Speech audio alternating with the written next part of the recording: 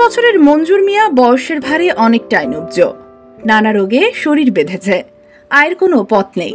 মাথা গোজার একমাত্র ঠাঁই ভাঙা ছোট্ট একটা ঘর। সংস্কারের অভাবে ঘরটিও ভেঙে যাওয়ার উপক্রম হয়েছে। কিছুদিন পূর্বে বৃষ্টির পানিতে ভেঙে গেছে গোদাম ঘরের দেওয়ালগুলো। বৃদ্ধ স্ত্রীকে নিয়ে তার দিন কাটছে অর্থাহার অনাহারে। মঞ্জুর মিয়ার 3 মেয়ে ও 2 ছেলে আছেন, কেউ তাদের খবর রাখেন না। বাঁশখালী উপজেলার কাথুরিয়া ইউনিয়নের বড়ইতলী গ্রামের ঘাট মাঝির বাড়ি। সম্প্রতি সরেজমিনে দেখা যায় কাথুরিয়া ইউনিয়নের বড়ইতলী গ্রামে ভাঙা একটা ঘরে মঞ্জুর মিয়া দম্পতি থাকেন।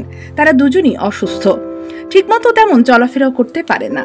গোদাম ঘরের দেওয়ালগুলো ভেঙে গেছে, বারান্দায় আশেপাশের খুঁটিগুলো ভেঙে যাচ্ছে, ঘরটি নড়বড়ে হয়ে গেছে, ঘরের বেড়াও ভেঙে গেছে। তারা বলেন বৃষ্টির মধ্যে পুরো ঘরেই পানি পড়ে। যেদিন বৃষ্টি হয় সেদিন ওই দম্পতি নির্ঘুম রাত কাটান। এ দম্পতি বলেন এলাকার যারা ধনাঢ্য ব্যক্তিবর্গ আছে তারা যদি আমাদের পাশে দাঁড়ান অন্তত একটু মাথা গোজার ঠাঁই হবে।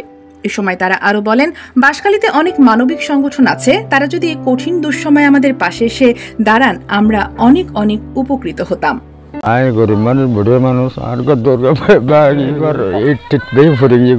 অনেক কিভাবে চলাম বুড়ো মানুষ দুঃখ খাসার না পারি।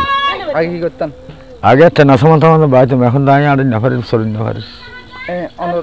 গড় যে ভাঙি যাই ইয়ান এখন মানে ঠাইবার হন তোলে সিচুয়েশন না নেই নেই নেই আর জায়গা যাবে আর নেই বিডিয়ান ইয়ামবা কিছু নেই আর কিছু নেই বিডিয়া আর কিছু।